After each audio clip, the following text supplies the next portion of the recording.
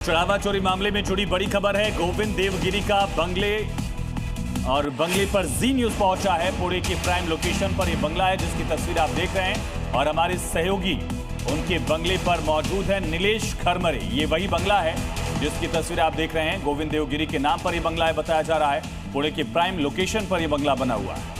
तो 5445 वर्ग फीट में ये पूरा बंगला बना हुआ है। करोड़ों की प्रॉपर्टी बताई जा रही है।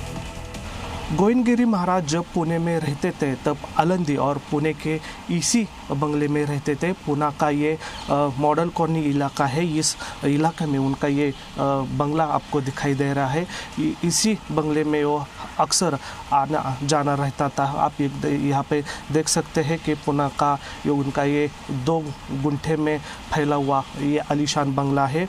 लगभग जब गोविंद गिरी महाराज पुणे में काम के सिलसिले में आते थे तो इसी बंगले में वो रहते थे, ऐसी जानकारी यहाँ पे मिली है। लेकिन अभी इस बंगले में कोई नहीं है। यहाँ पे कोई उनके वर्कर है अंदर बैठे हुए, लेकिन बाहर से बंद दिखाई दे रहा है। आप यहाँ पे देख सकते हैं कि उनका नाम भी इस बंगले के दीवार पे लिखा हुआ है। आचार्य स्वामी गोविंद गिरी महाराज करके ऐसा नाम सुधा यहाँ पे लिखा है। जब वो आलंदी में आते थे तभी ये पुणे का जो बंगला है इसी बंगले में रहते थे, ऐसी जानकारी यहाँ पे मिल चुकी है।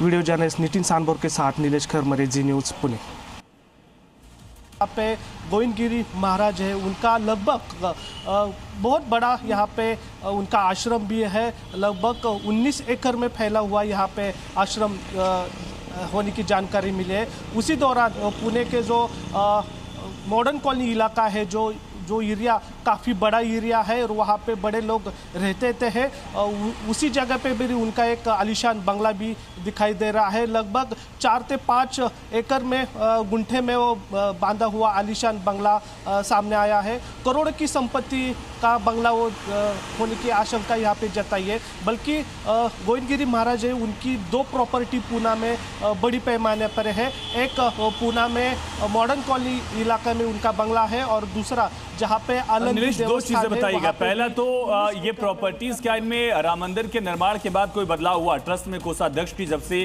जिम्मेदारी गोविंद देव महाराज को मिली उसके बाद कोई बड़ा बदलाव इसमें हुआ क्या अब तक? हाँ, देखिए जो जानकारी मिल रही है, जानकारी के मुताबिक आश्रम में आलंदी में उनका बड़ा आश्रम है और वहाँ पे ज़्यादातर सुविधा और इंफ्रास्ट्रक्चर ज़्यादा करने की जानकारी अभी यहाँ पे मिल चुकी है।